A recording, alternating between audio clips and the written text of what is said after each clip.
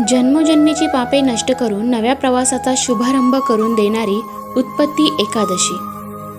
नमस्कार मित्रांनो, कळत नकळत होणाऱ्या पापातून मुक्त होण्यासाठी यंदा 9 डिसेंबर रोजी उत्पत्ती एकादशीचे व्रत केले जाईल। ऐका कथा, महत्त्व आणि उपासना। सर्व व्रतांमध्ये एकादशीच्या व्रताचे विशेष महत्त्व आहे। असे मानले जाते की या व्रताच्या प्रभावाने वर्तमानासह मागील जन्माची पापे नष्ट होतात। यासोबतच अनेक पिढ्यातील पितरांना मोक्ष प्राप्त होतो। ज्यांना एकादशीचा उपवास सुरू करायचा आहे ते उत्पत्ती एकादशीपासून हे व्रत सुरू करू शकतात। या एकादशीच्या तिथीला देवीचा जन्म झाला म्हणून तिला उत्पन्ना तसेच उत्पत्ती एकादशी असेही म्हणतात। जाणून घेऊ एकादशीचे महत्त्व आणि कथा। पौराणिक कथा। सत्ययुगात नंदीजंग नावाचा एक राक्षस होता। त्याच्या मुलाचे नाव मूर होते। पराक्रमी आणि बलवान राक्षस मूरने इंद्र, वरुण, यम, अग्नी, वायू, ईश, चंद्रमा, नैऋत इत्यादी स्थानांवर आपले वर्चस्व प्रस्थापित केले होते। त्याच्याकडून सर्व देवांचा पराभव झाला होता। आपले दुःख घेऊन सर्वजण कैलाशपती शिवाच्या आश्रयाला पोहोचले आणि सर्व हकीकत सांगितली। या समस्येच्या निराकरणासाठी देव महादेवाने देवांना जगाचा रक्षक, दुःखाचा नाश करणारे भगवान विष्णू यांच्याकडे जाण्यास सांगितले।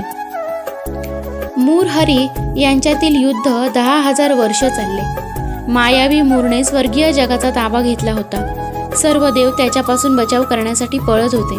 भोलेनाथांच्या आज्ञेचे पालन करून देवता श्रीहरी विष्णू यांच्याकडे पोहोचले आणि त्यांनी आपले दुःख इंद्राला तपशीलवार सांगितले। देवतांना वाचवण्याचे वचन देऊन भगवान विष्णू युद्धभूमीवर पोहोचले। येथे मूर सैन्यासह देवांशी लढत होते। विष्णूंना पाहताच त्यांनी त्यांच्यावर हल्ला केला। असे म्हणतात श्रीहरी यांच्यातील हे युद्ध 10,000 वर्ष चालले। विष्णूच्या बाणाने मूरचे शरीर छिन्न भिन्न झाले, परंतु वराचा पराभव झाला नाही। उत्पन्ना देवीचा जन्म। भगवान विष्णू युद्ध करताना थकले आणि बद्रिकाश्रम गुहेत जाऊन विश्रांती घेऊ लागले। राक्षस मूरही विष्णूचा पाठलाग करत तिथे पोहोचला। भगवान विष्णूच्या शरीरातून तेजस्वी रूप असलेली देवी जन्माला आली। तेव्हा तो श्रीहरी हल्ला करणार होता, त्या देवीने त्या राक्षसाचा वध केला। भगवान विष्णूंनी देवीला सांगितले की तुझा जन्म माझ्या आवडत्या एकादशी तिथीला झाला आहे, म्हणून आजपासून तुझं नाव उत्पन्ना एकादशी असे होईल। तिच्यामुळे राक्षसांचे जन्मोजन्मीचे पाप नष्ट होऊन त्याला मोक्ष मिळाला, म्हणून ही एकादशी पापक्षालन करणारी म्हणून ओळखली जाऊ लागली। एकादशीचे व्रत। या एकादशीला दोन्ही वेळेस उपवास करावा, शक्यतो फलाहार करावा, दैनंदिन काम करावे, मुखाने ओम नमो भगवते वासुदेवाय नमः हा मंत्रोच्चार करावा, विष्णू सहस्रनामाचे श्रवण किंवा पठण करावे। दुसऱ्या दिवशी स्नान, देवदर्शन झाले की एकादशीचा उपवास सोडावा। तसेच मित्रांनो, उत्पत्ती एकादशीला जुळून येतो एक खास योग। दिलेले उपाय केले असता होईल तुम्हाला धनलाभ।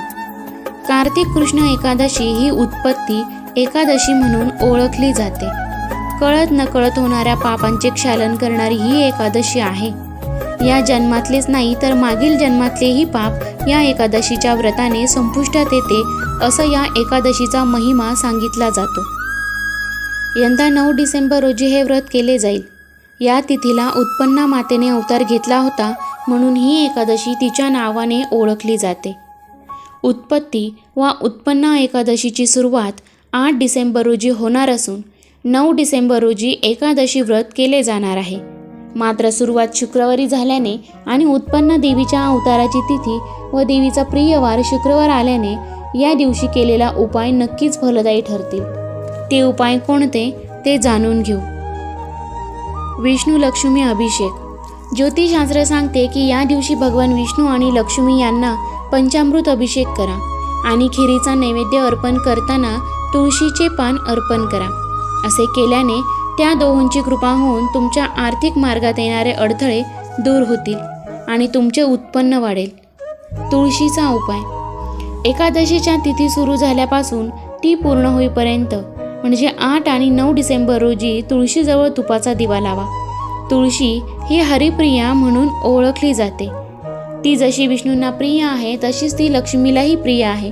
त्यामुळे एकादशीच्या तिथीला सायंकाळी न विसरता लावलेला दिवा लाभदायी ठरेल. पंचज्योतीचा दिवा. एकादशीला विष्णूपूजा आपण करतोच.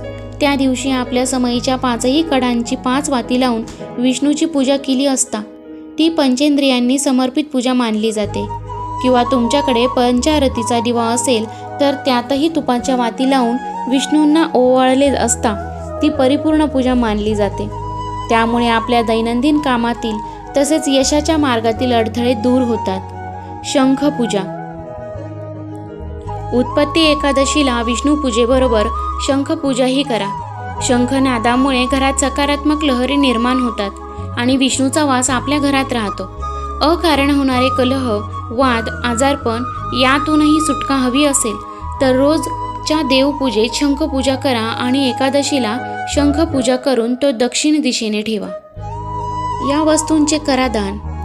हिंदू धर्मात दानाचे महत्त्व अधिक आहे. अन्नदान, वस्त्रदान, जलदान इत्यादी प्रकारचे दान गरजू व्यक्तीला केले असता शतपट पुण्य लाभते. म्हणून एकादशीसारख्या तिथीच्या औचित्याने यथाशक्ती दान धर्म करावा. सध्या हिवाळा सुरू असल्यामुळे थंडीपासून बचाव करणारे कपडे, औषधं, जीवनावश्यक वस्तूंचे दान केल्यास विष्णुकृपा प्राप्त होते आणि उत्पन्नाच्या संधी वाढून आर्थिक स्थिती मजबूत होते, असे ज्योतिषशास्त्रात म्हटले आहे. तर मित्रांनो, अशा प्रकारे तुम्ही हे उपाय करा, नक्की लाभ मिळेल. आणि जर लाभ मिळाला, काही अनुभव आला तर मला कमेंटमध्ये नक्की कळवा. आणि उत्पत्ती एकादशीचा जो उपवास असतो तो प्रत्येकाने करा. आपले जन्मोजन्मीची पापं ही एकादशी केल्याने किंवा ही एकादशी व्रत केल्याने मिटते. आपल्याला याच्या पापातून मुक्ती मिळते. आणि जर तुम्ही माझ्या चॅनलवरती नवीन असाल तर चॅनलला सबस्क्राईब करायला विसरू नका. धन्यवाद.